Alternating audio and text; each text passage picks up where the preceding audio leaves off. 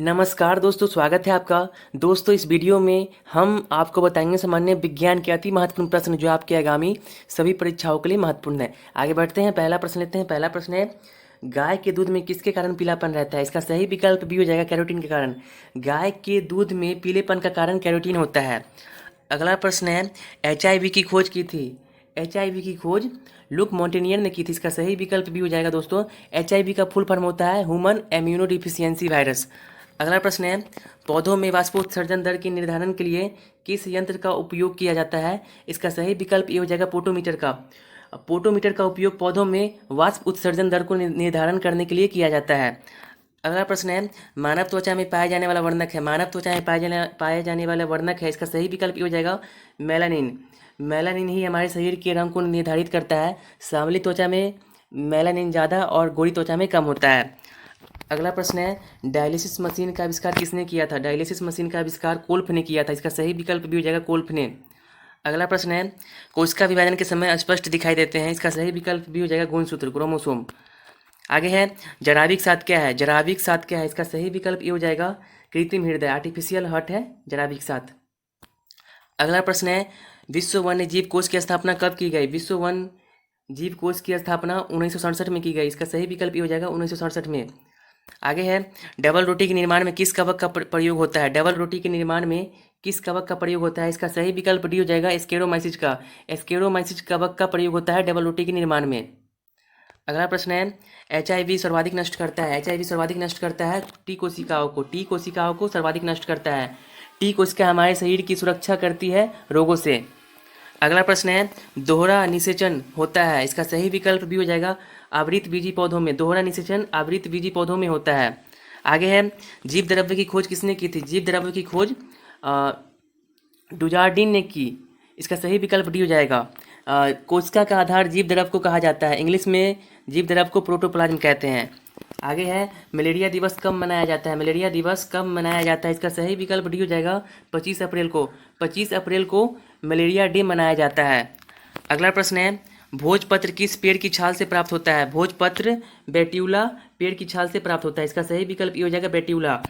आगे है, म्यूटेशनवाद के जनक है। म्यूटेशनवाद के जनक कौन है? इसका सही विकल्प डी हो जाएगा, ह्यूगो डी ब्रिज म्यूटेशनवाद के जनक है। अगला प्रश्न है, पादप शरीर क्रिया विज्ञान का पिता किसे कहा जाता है? पादप शरीर क्रिया विज्ञान का पिता किसे कहा जाता है? इसका सही विकल्प भी हो जाएगा, स्टीफन हेल्स को।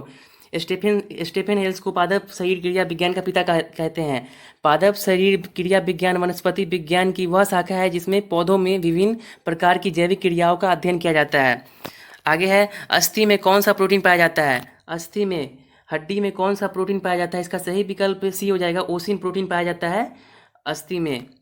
अगला प्रश्न है, कवक विज्ञान के जनक है। कवक विज्ञान के जनक माइकेली है। इसका सही विकल्प ये हो जाएगा, माइकेली। अगला प्रश्न है, चने द्वारा पानी के अवशोषित होने की प्रक्रिया है। चने द्वारा पानी के अवशोषित होने की प्रक्रिया है। इसका सही विकल्प भी हो जाएगा, अंतःप्रसारण।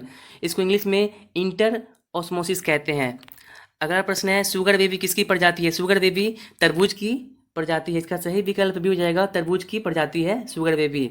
आगे है, अम्ल वर्षा का मुख्य अवयव है। इसका सही विकल्प दोस्तों पी हो जाएगा, सल्फ्यूरिक अम्ल। इसका फॉर्मूला होता है H2SO4। अगला प्रश्न है, अधिक विकिरण के संपर्क में आने से रोग होता है। अधिक विकिरण के संपर्क में आने से कैंसर रोग होता है। इसका सही विकल्प हो जाएगा, कैंसर रोग। आगे है, चर्म रोग किस विटामिन की कमी के कारण होता है? चर्म रोग विटामिन B6 की कमी के कारण होता है। इसका सही विकल्प दोस्तों बी हो जाएगा, विटामिन B6। विटामिन B6 का नाम रासायनिक नाम पैराडॉक्सिन होता है। आगे है, कौन सी बीमारी प्रदूषण के कारण होती है या बढ़ जाती है? कौन सी बीमारी प्रदूषण के कारण होती है या बढ़ जाती है? इसका सही विकल्प दोस्तों सी हो जाएगा, ब्रोंकाइटिस। ब्रोंकाइटिस बीमारी जो होता है वो प्रदूषण के कारण होती है या बढ़ जाती है। आगे है, कृत्रिम गर्भाधान के लिए सांड के वीर्य को किसमें सुरक्षित रखते हैं? इसका सही विकल्प दोस्तों सी हो जाएगा, द्रव्य नाइट्रोजन में। अगला प्रश्न है, कौन सा रोग जीवाणु के कारण होता है? तो टीबी रोग जो है वो जीवाणु के कारण होता है। इसका सही विकल्प दोस्तों डी हो जाएगा, टीबी रोग जो है जीवाणु के कारण होता है। पोलियो रोग जो है वो वायरस के कारण होता है। आगे है, समसूत्री विभाजन होता है। समसूत्री विभाजन जड़ की शीर्ष कोशिकाओं में होता है। समसूत्री विभाजन जड़ की शीर्ष कोशिकाओं में होता है। अगला प्रश्न है, सरीसृप वर्ग का अध्ययन कहलाता है। सरीसृप वर्ग का अध्ययन हेर्पेटोलॉजी कहलाता है, हेर्पेटोलॉजी कहलाता है। और उत्तकों का अध्ययन हिस्टोलॉजी कहलाता है। पक्षियों का अध्ययन ऑर्निथोलॉजी कहलाता है।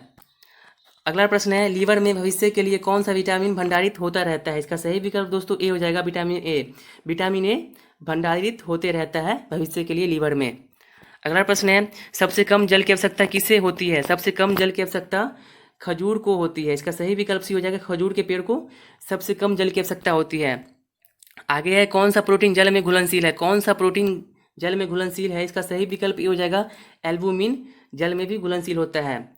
अगला प्रश्न है, नेत्रदान में नेत्र के किस भाग को दान किया जाता है? नेत्रदान में नेत्र के किस भाग को दान किया जाता है? इसका सही विकल्प ये हो जाएगा, कॉर्निया दान किया जाता है। अगला प्रश्न है, किस विटामिन में कोबाल्ट पाया जाता है? इसका सही विकल्प दोस्तों डी हो जाएगा, विटामिन B12